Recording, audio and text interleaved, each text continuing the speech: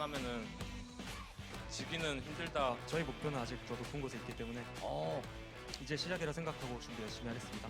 높이 올라갈 수 있는 기회가 되지 않을까라고 생각하고 있어요. 기대할 수 있는 시즌과 탑솔러가 되겠습니다.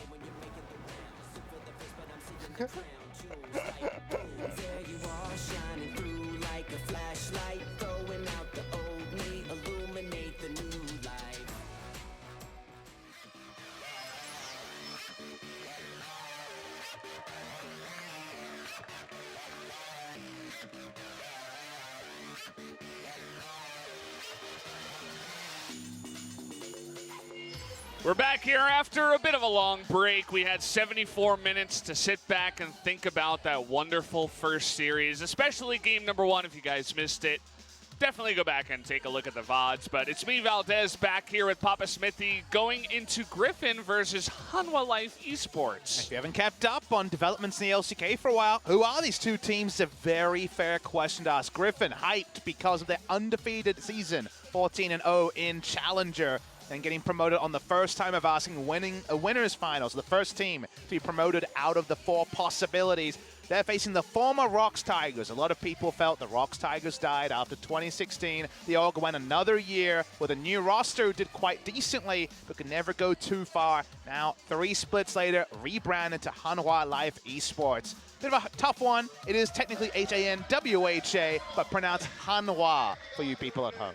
Yeah, we'll do our best to try to pronounce it correctly, which we were told was Hanwha. Yes, the H before the W, which is, again, not how it's written, but how it's supposed to be pronounced. Yep, so that's what we're going to do. And certainly with such a big sponsor coming into the scene and taking over the Rocks Tigers, who didn't really have, a big name sponsor to take over the team like this is interesting, They were kind of a team that stuck around the middle of the pack. They were showing signs of life in spring, at least, with some of their aggression and very cool strategies that they were bringing in. But maybe with the new sponsor, they can kind of take off from that middle of the pack. And they were so close, Valdez. They were 1 win away. They had to win their final match against a team, Jin-Air, who had nothing on the line. They lost and thus gave over their playoff spot to Gen.G, I guess you would say, Samsung Galaxy, previously KSV. It's complicated. We'll get to that tomorrow.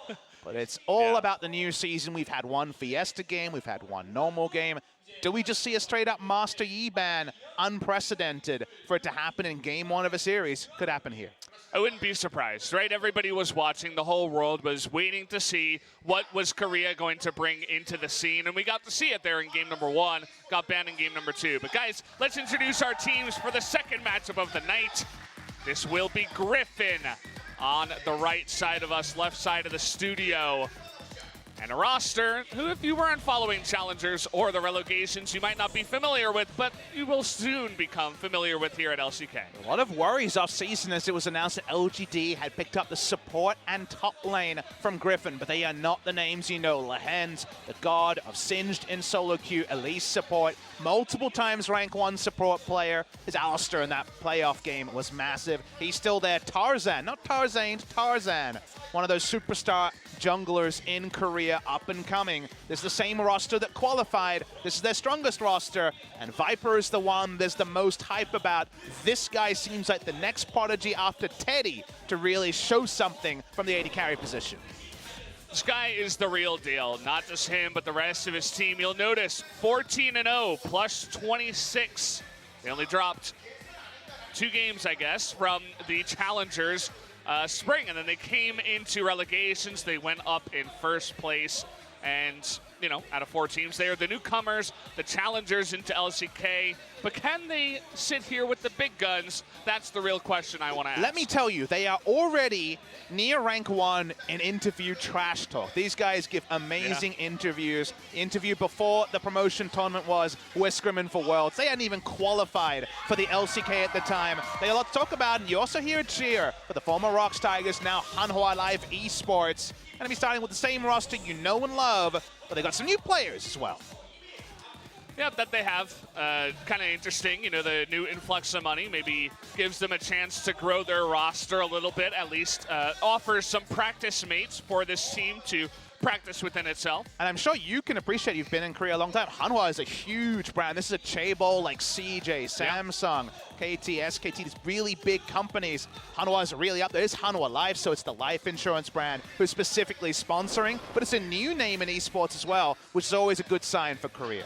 Yeah, I mean, you see Hanwha Life here in Korea, you might think New York Life in America or something like that. One of the bigger names that is in the life insurance or just insurance scene in general. So they've rebranded and they are starting over. That's what they say at the top. Same staff, same players with some new additions. And again, kind of the new influx of just the excitement of a new sponsor, the extra money, maybe a upgraded team house, you know, all these different things, and a new vision, a new goal. Maybe that can push them on the right path. And where is the hype level accurate at for Griffin? A lot of people are saying this team will come in and take the league by storm. But what does that mean? We've never really had a team come in and grab the LCK by the scruff of the neck. Here we go, looking at the teams again for Griffin.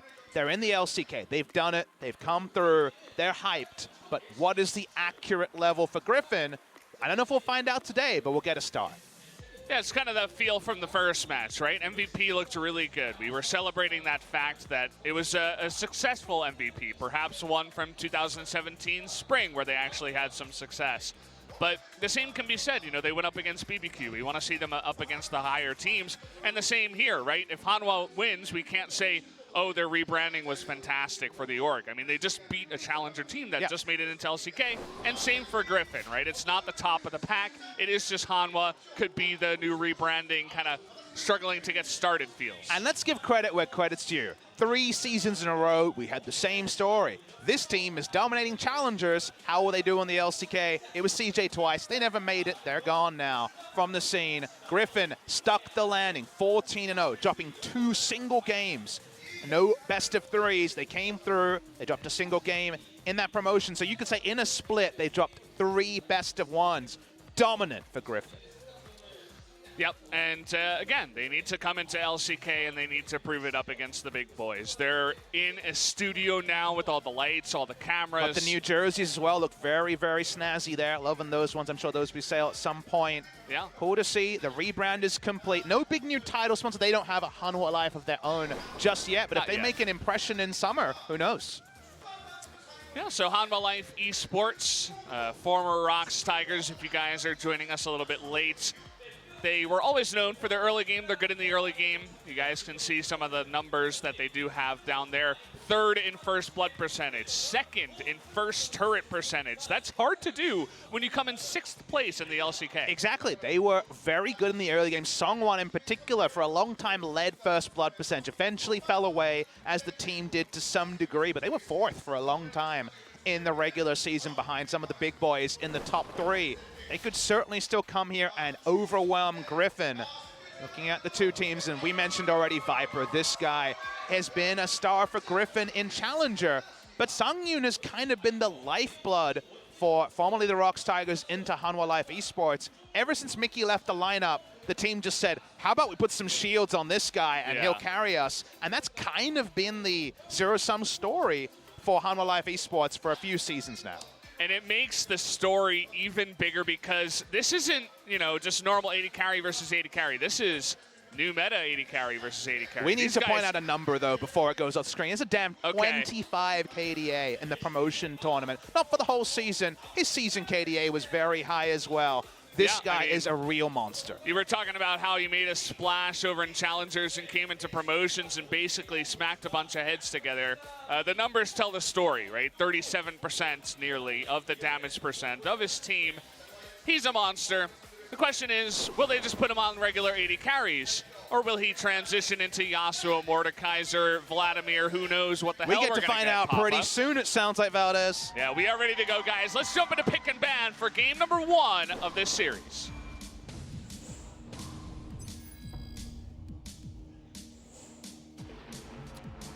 Here we do go. Griffin going to be starting on the blue side. And this track is starting. It's a pretty bomb track for pick ban, I got to say. Let's give it a bit of time. Yeah, let's give it a bit of time. Let's hear it.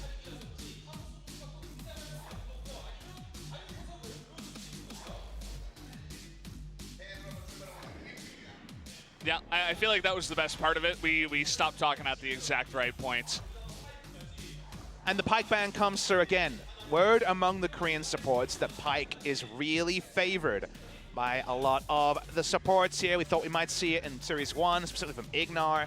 Lehen's been spamming it, and Lehen's is that solo queue monster. He takes one man. This is a jungle one at Tarzan. Yep, gonna take away that Talia. We'll probably not see her until she gets nerfed, to be honest, guys. Just way too strong. Yeah, that's just the way it is. You know, 2017 LeBlanc, where she was just banned every time on red side, might be the life of Talia here. And Interesting to Skarner. see blue side Skarner, because Tarzan, remember, the first time we really talked about Griffin in the LCK was talking about the Griffin special.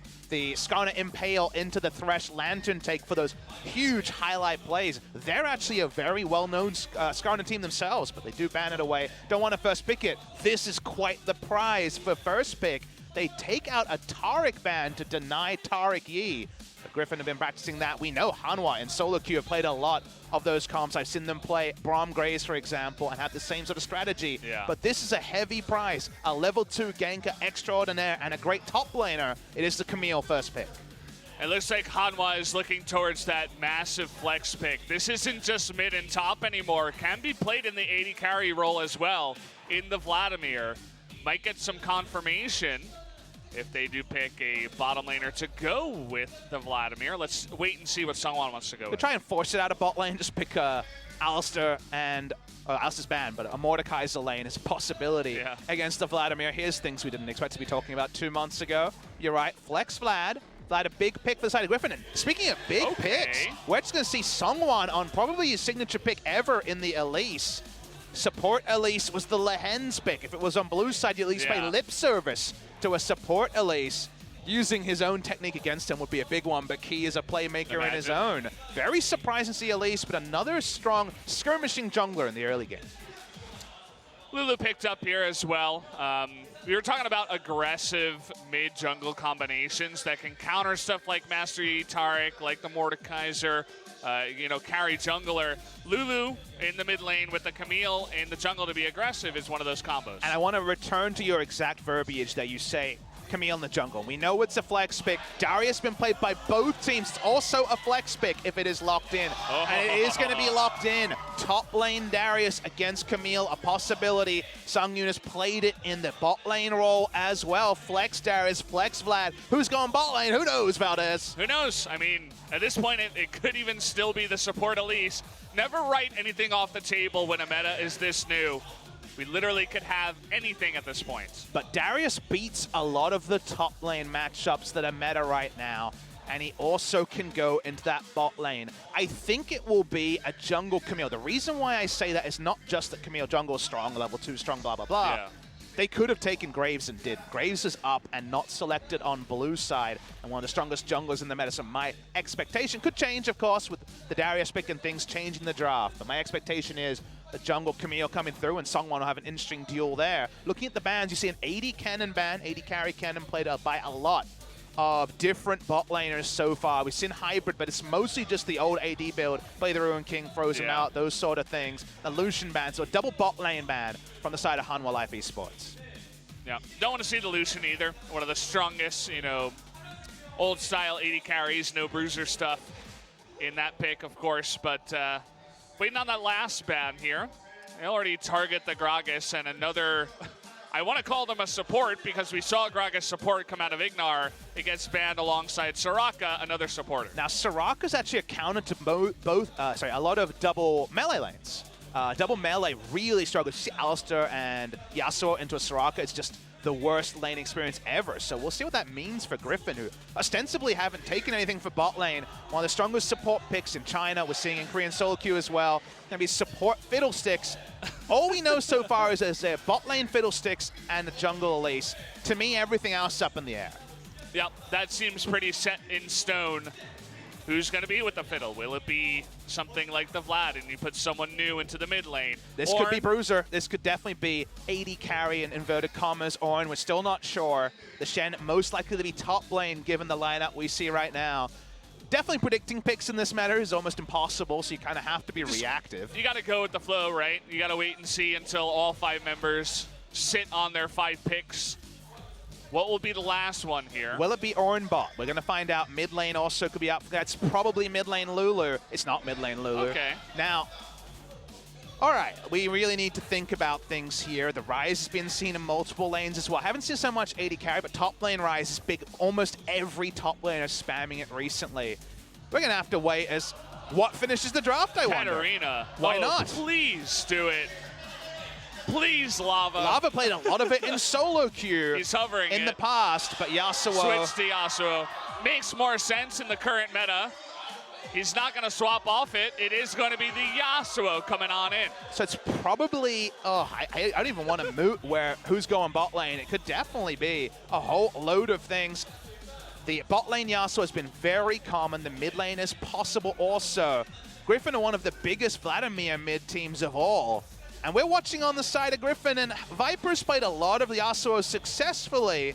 What's he taking into the bot lane is still a conundrum with 10 seconds to go. You know, the Lulu Camille, we were talking about it from the beginning. The mind games are real Ryze. here. Everyone is waiting for a swap, for a pin to drop on both sides. No, I think that's going to do it. There we it go. is. It's locked in. We are going to have Viper on Ryze And with Ryze. Cleanse. That's awesome. And let's use our top lane knowledge from last season. Ryze beats Vlads and trade the entire laning phase. I'm not sure if Fiddlesticks can do enough heavy lifting to help the lane. Obviously, he has more lane presence than a Shen. We're seeing Ryze Shen versus Vladimir and Fiddlesticks. This is a meta right here. And this is so cool because you really get to see the AD carries come out of their shell, right? They're not just playing the normal stuff, no more crit builds, right? How much Vladimir has Songyin really played compared to other mid laners, top laners who have spanned like 300 games of Vladimir? Less than 30 games, you'd imagine. Probably. It's been, what, 10 days maximum, maybe 7 days, where it's really been felt the changes. We'll go into the game and then talk a bit about how things uncovered, but this meta is all about flex pick into, all right, where can we get the most advantages across the map? Where can we get that early presence for the snowball? We're going to need to load it in. We're going into game. We'll talk about it then. We're just going to have to wait and see, guys. This is a lot of fun. Lava even on the Yasuo. Let's do it. Jump into game number 1 right now.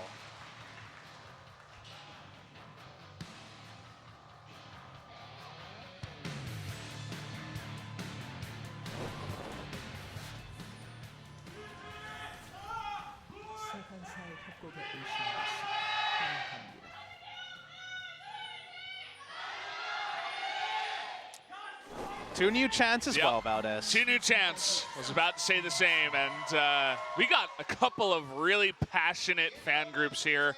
Because, again, we talked about what it means for the two teams, but what it means for the fans, too, right? Griffin fans finally get to come down to the LCK studios and watch their team play on the big stage. Whereas Hanwha Life, the reinvigoration of this organization, now the fans are really getting into it and chanting that Hanwha Life name as well.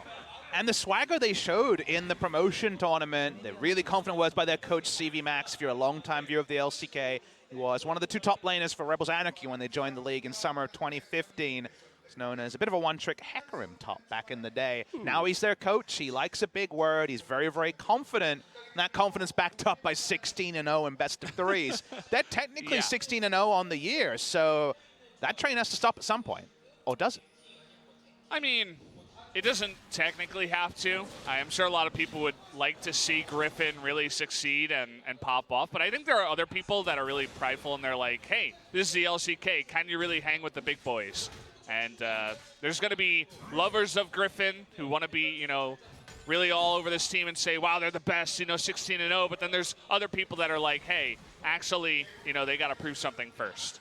Very smart, very early ward. That ward, as you can see, is timing out. So it's placed around 1 minute. Does spot away the Camille. Camille and in solo QC Pantheon. The issue before was that level 3 was so trivial that the level 2 power of, say, a Pantheon jungle or a Camille jungle was kind of outnumbered or outscaled by the level 3. But now it's kind of League of level 2 because it's so much harder to get level 3 quickly. These level 2 junglers, whether it's solo queue or pro play, you need to ward early, otherwise your lane snowball will begin. We're seeing Rather hold his own up against Lava's Yasuo. It's only level 2. You were talking about League of level 2. It's pretty much what we're seeing. The Ornn up against the Darius. I don't play a lot of Ornn versus Darius, but I play with a lot of people who do, and they generally are not happy with that matchup. Darius, a big bully up in the top lane. Of course, Ornn is, you know, the plug-and-play safe choice. Let me, of course, writing that one success on the side of RNG is, man, Elise doesn't like Raptors very much, as you could see on the screen. And the bot lane matchup here, it's certainly a favorable one for Hanwha Life Esports. The word that we say every cast, lane priority, is certainly there. With the double ranged, unable to make that work, so are BBQ in the first game of the last series, but double ranged.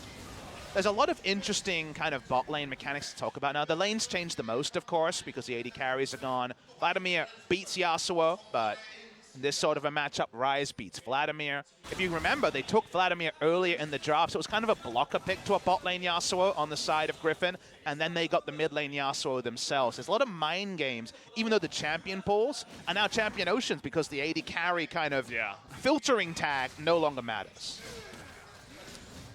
I just know that in solo queue, it's like you can just play whatever you want and people don't get angry anymore. In the past, it's like, I'm going to pick Nunu, and then people just leave. But now it's like, I'm going to pick Nunu, and they're like, oh, I'm going to go cart this. Like, hey, certainly things have improved for the better on the ladder. I know one thing about Korean solo queue, and that thing is you can lock in whatever you want, and I don't actually get the protest and champ select, but if you die, that's when people get real mad. Yeah. I mean, a couple years ago, I'm playing Rumble Jungle. No one says anything, but if you die level 1 or 2, oh boy, people get mad. Yep, they'll call you out right away.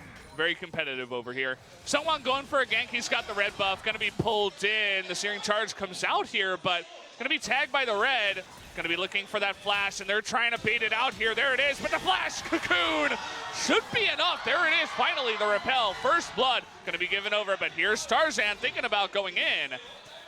Not going to be going in 1v2, though. Yeah, no flash on Elise. Would have defensively flashed, but you can see Tarzan wasn't going to go in 1v2 and potentially be taken down himself. Ends up being a kill there. So nice little early lead to Hanwha.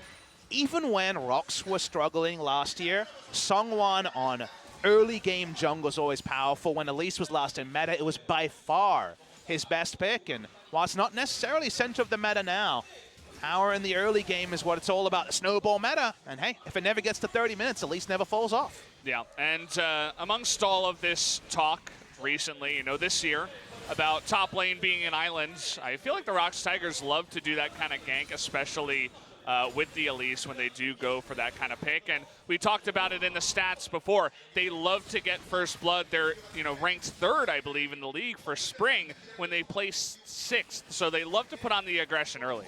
And this is the Songwon playbook. Holds on, this is perfectly done. Able to reset aggro, so no real threat of dying. Fell low, but was never going to take that last turret shot. Also able to take the top lane scuttle as well, so nice little advantage there.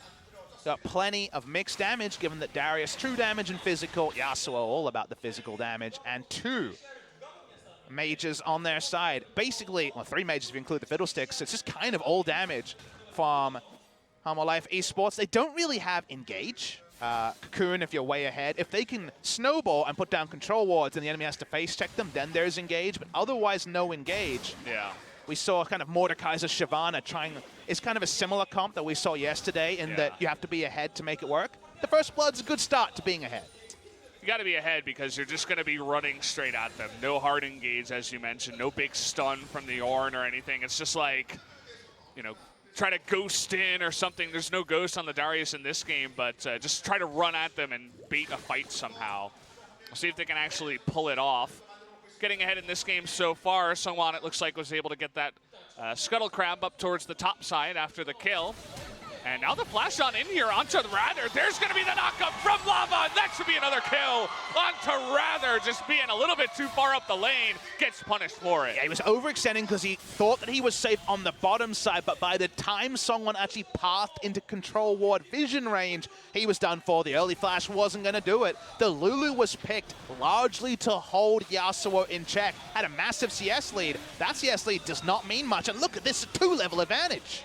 Tarzan really struggling. The first kill up in the top lane, could not counter gank that, loses the Scuttle Crab. Another successful gank from Songwon in the mid lane, and Tarzan's just running around looking for something to do. Whereas Songwon has just been a lot more effective so far. And there's certainly an element of clutch in that, Valdez. He's shown up twice, and both of them successful ganks. Griffin trying to push up, trying to pull off things that were trivial for them in challengers, but they didn't necessarily obliterate the promotions. They certainly were the best team of the 4, but that was the 2 bottom teams in the LCK and the 2 top teams in Challenger. Now they meet a team that until the final day of the season were playoffs, and this is their first true test. This is their first real indication of where they stack in the LCK. Again, the lane priority was working. Lava was way down in CS, but the second that Elise is shown, Rather tries an early flash, and there's nothing he can do. Good flash in to engage, actually, from Lava. Baits out the flash so he doesn't have to guess on the tornado. And then once he gets the flash out, he instantly throws out the tornado, engages. But we got another one down in the bot lane. It looks like Sangyun gets engaged upon here. Now they're going for Key. 3 members going to take on that and go on in. And that's going to do it. The Ignite will finish them off too. But the TP, they're trying to re-engage here. Linderong running into 3. Here comes Sungwon. Gonna grab on in Tarzan. He doesn't have that hook shot. There's gonna be one. Can they get onto Lehen? Should be 2. Not gonna dive onto the turret though, but another double kill here. This time going over to Linderong, who is now 3-0. Got that double apprehend, and we knew the dunks were coming after that. They can push up as well. Viper's gonna try and stay under turret. Double control ward. He's got no vision. It's too risky to stay. Really risky. Gets cocoon, but he does have the cleanse, which, okay, he gets out of the cocoon, but they do force him to blow that. And Sword, look, he's able to go top and be fine. Speaking of going top, why not the Vladimir into the Yorn? Get a bit of farm. Linderong's always there. What a lane assignments. We don't. And this is another point where we have to reconsider things. Usually it's an 80 carry going top lane, and with whatever gold he has in the early game, the equivalent of Sorcerer's Shoes and an Aether Wisp is what, a BS sword and boots, maybe Zerkers? You look at Ornn, you're like, well, I can't kill him, I can't really harass him, I don't have sustain. When it's Vladimir top, he can go top lane and be just fine. So it's a very different thing. Lane assignments when you don't have those 80 carries that take 3 items to power up are very different. We're going to see this long extended replay. They rush in, they get the first kills, but the dunks ended a story that looked like a good start for Griffin. Yeah, I mean, they even dive in here and get Key, and you're thinking, wow, fantastic, they're coming back, but that 1 TP from Darius, he's not your solo queue Darius with Ghost. He's got TP, he's going to be there. And again, the double apprehend was where you knew that everything was going to stick. Walks up, got Conqueror procced already. Rest in peace. Yep. Able to clean that one up super easy. And then Sangyun picks up the top lane farm. How about a lane swap? Why not 1v2 Ignite? Red buff Darius. And you look at Ornn's item, right? He's got a bunch of armor. He does have the Merc Treads, but again, you go up there as Vladimir, and you've got, you know, a bunch of magic pen, and you can go up and do some extra damage, a bit of a damage swap, if you will, as well. And he's gone for the big spheres build, rushing the Trinity Force on the Darius. So yeah, this should be a solo queue special, but someone wants to be bridging that gap of scaling early, and it's going to be the Darius who, you know, if all that CC is down, he's going to have a pretty happy time in team fights. So Darius going for early power. Tarzan's still on the Camille. Willing to fight this into Songwon. He's got Lehens right near him, but Linderong, once again, coming from behind. Should be a dead Elise. They do get him. Lava now on the run, but here comes big, scary Darius. And he's coming in too. The knockup with the apprehend. Does miss that ultimate, actually. The Ornn knockup now coming on in. Viper from the left side. They're looking to turn it around. That Darius, though, is going nuts. He's got a double kill. Can he pull this off? He's going to get that lifesteal and one more ultimate, but not enough, and he does go down. Sword surviving. Key, also with the sliver of health, does run away. We're just man-moding it at 11 minutes into the game, a 5v5. Why not, says patch 8.11, 8.11. So much fun. Viper's able to clean up a little bit because he had the picks, actually, which ended up being the final bit of damage. He's 2-0-1 in his stacking phase as Rise. What does it mean? We don't know where this game is going. You can see why Rise is a bit risky, because games are over before real stacking can actually occur. We take a deep breath. We reassess. Only a 700 gold lead. Camille had the Invaders advantage. It looked like it was going to be the members of Hanwha got there first, but the 3 versus 2 begun it, and in the end, the Darius couldn't close it. You can see how he does a ton of work towards the end, but... In the mini-map, we're getting another man fight as Lava's fighting against Sword, but watching the replay, a really nice use of the Hemo blade. Linderong gets a double, but he does get killed on the back end by the Rise. Has some good Darius plays, survives all the way towards the end with a sliver of health himself. Gets a couple of Qs to line up those ultimates as well. And I gotta say, this is welcome. And for some people, that's because, hey, I watch the LCK, it's always boring in the early game, there aren't a lot of kills. We're kind of the reverse Vietnam in that way, because we don't have kills per minute in the early game, and Vietnam famous for having the most. I actually welcome this, and I hope this meta extends to games with the top teams. We're gonna see most of them tomorrow. And the reason I say that is, I think a lot of analysts, and speaking to the Riotcast and things like that, looked at Kingzone at MSI, tried to kind of dissect why they were underperforming, and to some degree it was, well, we're having off days. It was also teams playing a lot more aggressive than we see in the LCK, and I think there being an aggressive meta in the LCK, a Fiesta meta, if you will be very beneficial for the top teams that kind of could always play the game at their own pace. When you got stuff like this happening, that pace is just jammed down on the accelerator for the whole game. Yeah.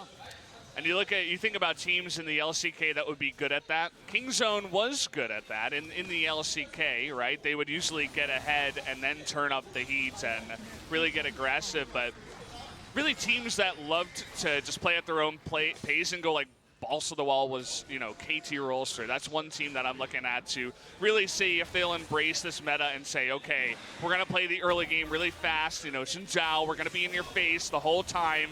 And I can't wait to see them play as well. They're certainly the one you look at and say, well, they had the best early game in Korea for the last, year and a half, ever since they got this roster. So they're certainly licking their lips when it comes to some of the future. Speaking of licking their lips, everyone wants that superpowered Rift Herald on patch 8.11. Super good. They're going to engage, though, onto this one member here. I can't really see who it is. I think it's Lulu. Down he does go. Rather will, but they're going to engage on the back here. Lehen's getting super low, and Yasuo's getting out of control. Linderon going to be enough to finish that one off. And, well, Hanwha Life Esports, they found Griffin. They were all just separated, and this is going to unfortunately reset, but a fantastic fight for Hanwha. And that's what the team fights are going to look like if we don't see Griffin actually prepare for them. Consider the comp they have. They want to launch in an initiative, especially Tarzan. Lulu ultimate onto that target. Lulu just plays a backline quarterback role like an Orianna. Instead, Lulu dies first, and then who does the enemy team have? Who is their contender? It's Reset Darius and Yasuo. They cannot win extended fights. If Lulu goes down first, Hanwha just walks in. You see a Hemoplague, you see resets, everyone dies. The apprehends have been off the chain in this series by Linderon. Darius and Yasuo will out-scrap the enemy team 10 times out of 10. Yeah, I gotta say, Linderon's Darius looks real good, but he is ahead, and Griffin's kind of bunching up for him, right? He's getting into these really good positions where he can get double apprehends time and time again. He's making the Darius look really strong on this meta. We're talking about it in solo queue, but here we have a real competitive example. It's looking really good. And again, I have to agree with you. Rather just walking through the blind part of the jungle, it's a big mistake. They're going to give up the Rift Heralds, and that's going to give this early and mid-game over to Hanwha Life. And we get to zoom out real time and see where all of the atrocities of this game have happened. You can see it's been all over the place when it comes to kills. We're focusing on Darius for these moments. It started in the bot lane, but lane assignments are so fluid on patch 8.11 when you don't have AD carries who need to be next to a supportive CC or heal bot. Then you can send Vladimir top, and you can have Linderon stick in the bot lane. Roams will happen more. Completed teleports will happen more. Because if you can force something and stop the snowball, I think, honestly, I'm considering just keeping a score of, if you have a gold lead at 15 minutes, what is your win rate? Because I think it's going to be over 80%. I wouldn't be surprised. These games can really snowball out of control. We see it already here in the LCK. We've seen it in some other regions. There was a game in LPL that ended in 21 minutes, and it seemed kind of normal, just for the way that the game was playing around. So a faster meta. It's just good overall. It's a lot more exciting. And we'll see where we go from this, because I feel like the possibilities are endless. You were even talking about, fluid lane swapping early on in the game. That's really possible with the types of champions we do get. Holy, that is a lot of Darius damage coming through from Trinity Force Rush Darius.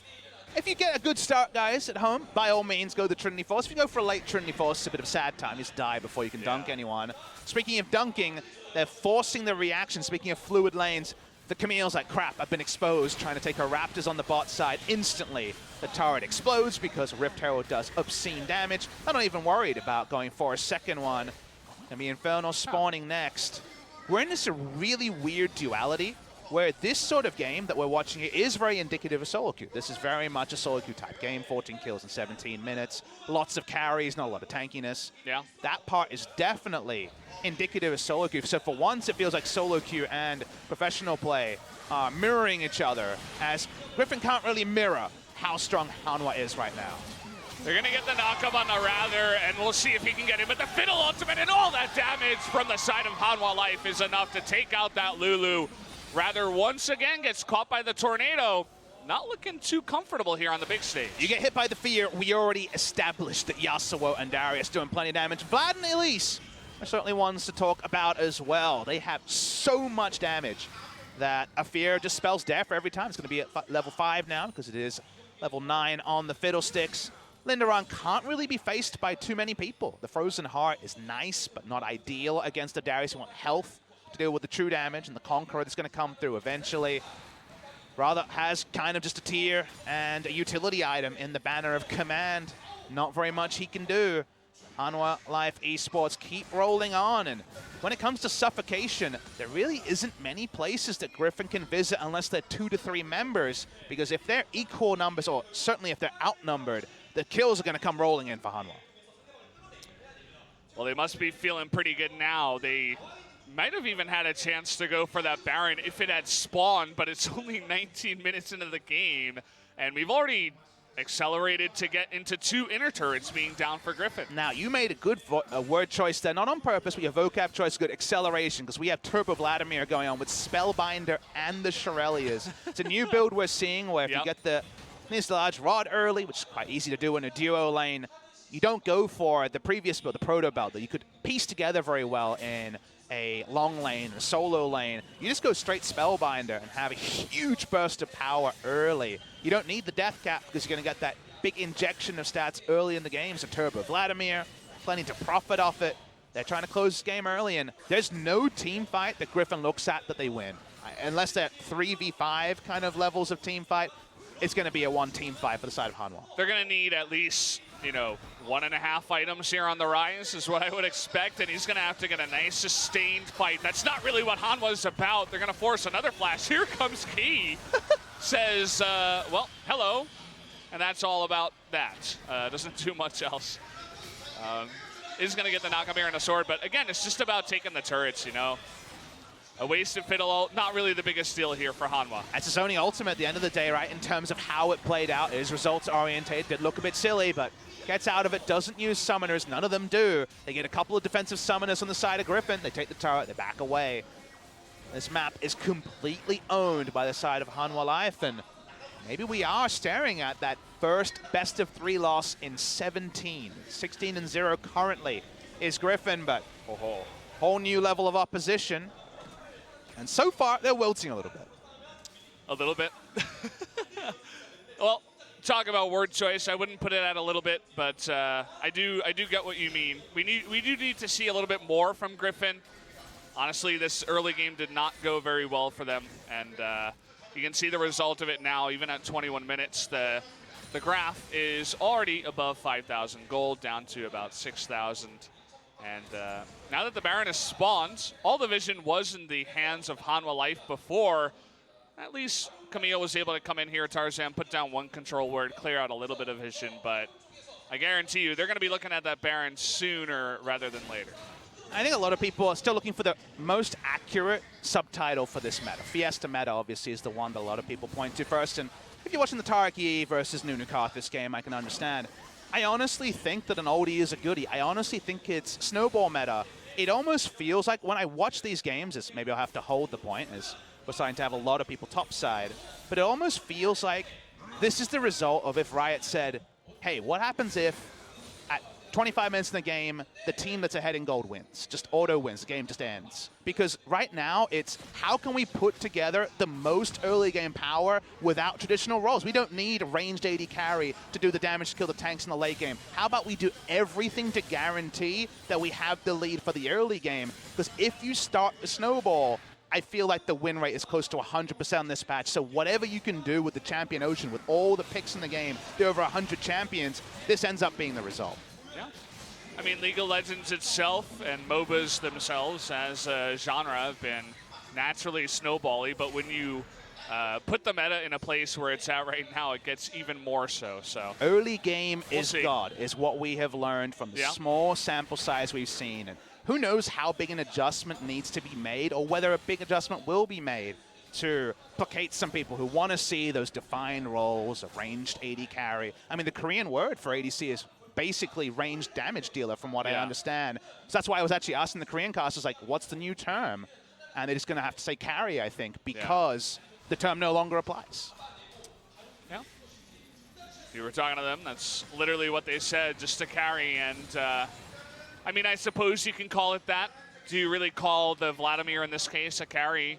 We can say bot, right? Vladimir bot is all we need in to our say. words, we would say, you know, just the bot laner, a bot lane Vlad, playing along with Fiddle. I guess they didn't really need to. See, the awkward thing for them is they didn't need to change when it was Ziggs, because technically he's a ranged damage dealer. Yeah. But now that we have literally melee champions, the term no longer They're not applies. ranged dealers. Nope. Yeah. Speaking of damage dealing, Yasuo has a good ability in the win wall to decrease damage to the Baron, and Yasuo at least going to be able to duo this. We'll see if Key just walks around, but good luck checking this one. Lulu might get there. No, he's just recalling. I mean, even if they knew, they can't go in there. I mean, you can see Lehen's trying to get one ward down into about 5 control wards. And, well, they're going to go for it, actually. The wind wall is down on the Baron, and so the Fiddle ultimate comes in trying to zone. Can they actually get the smite? That's Here right, it's early, misses. but finally it's picked up by Lava.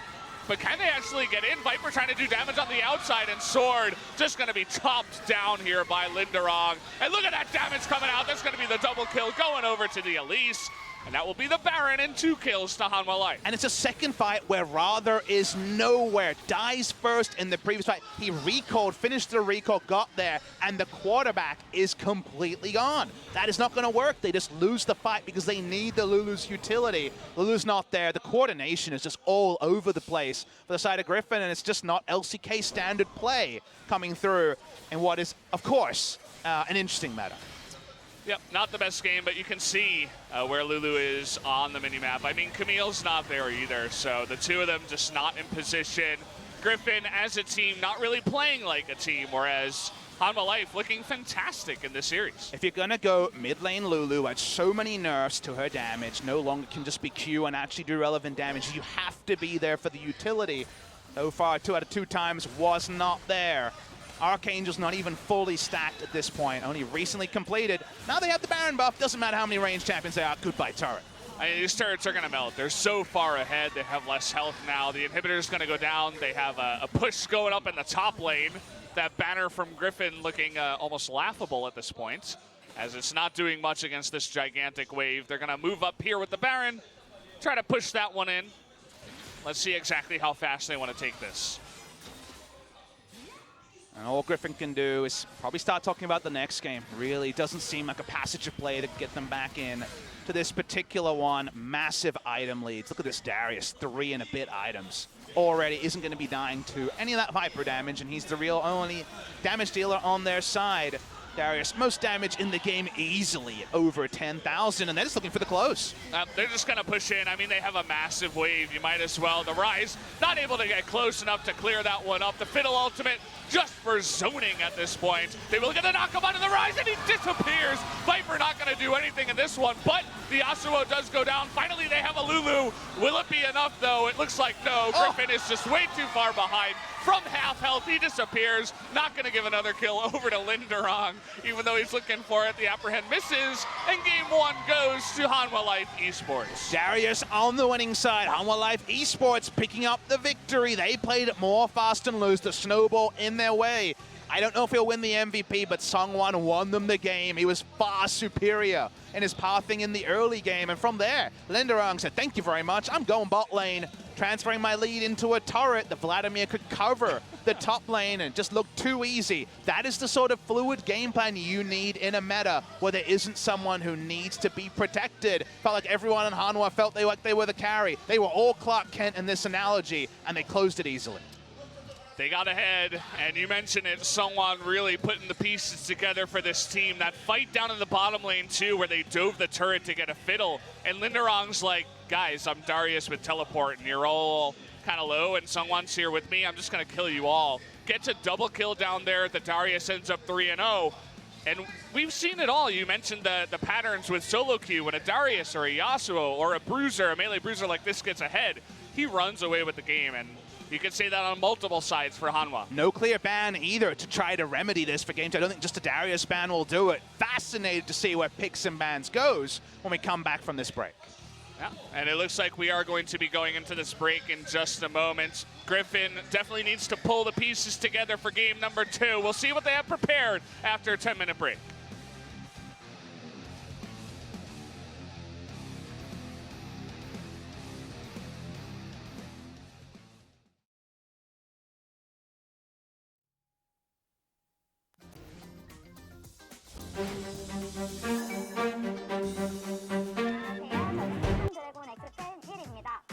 안녕하세요. 저는 킹덤 드래곤 맥스팬 2입니다.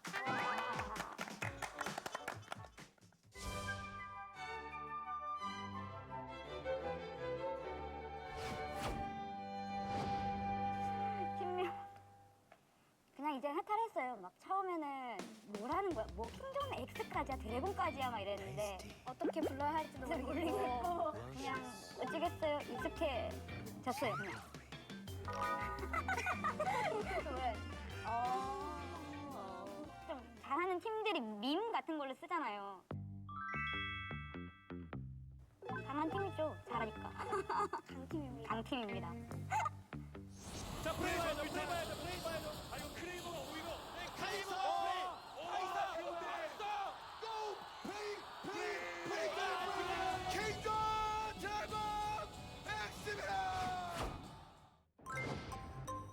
일단 스프링 결승.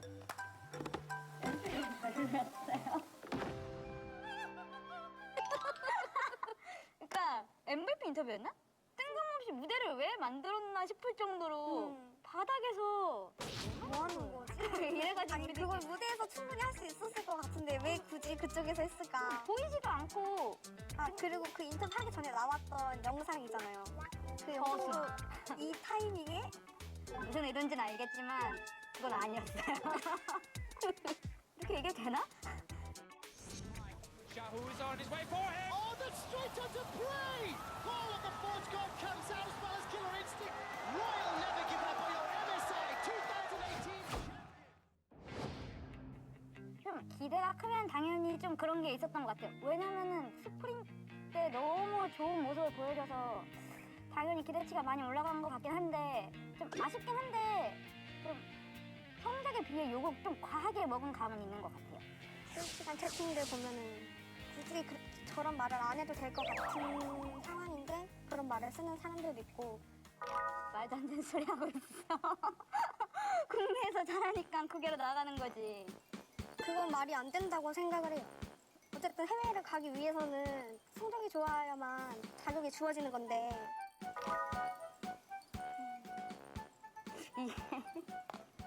그게 그렇게 말을 했기 때문에 나오는 말이어서 어쩔 수 없다고 생각해요. 그래도 본인 선수니까 잘 할 거라고 믿고 다신 이런 일 없을 거라고 얘기를 해주셨기 때문에 그걸 믿어요 그냥. 버스에서 안 내리면 되지. 어차피 넥서스 뿌리면 이기는 게임인데 안 내리는 게 어디야.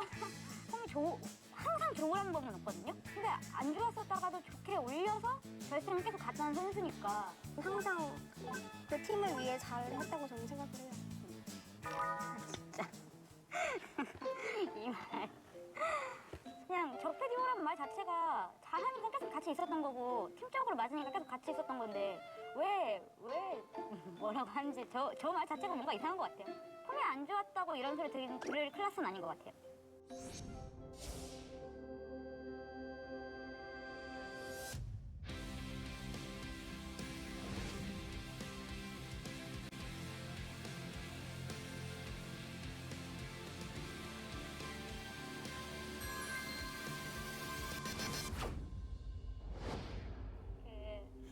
그러니까 뭐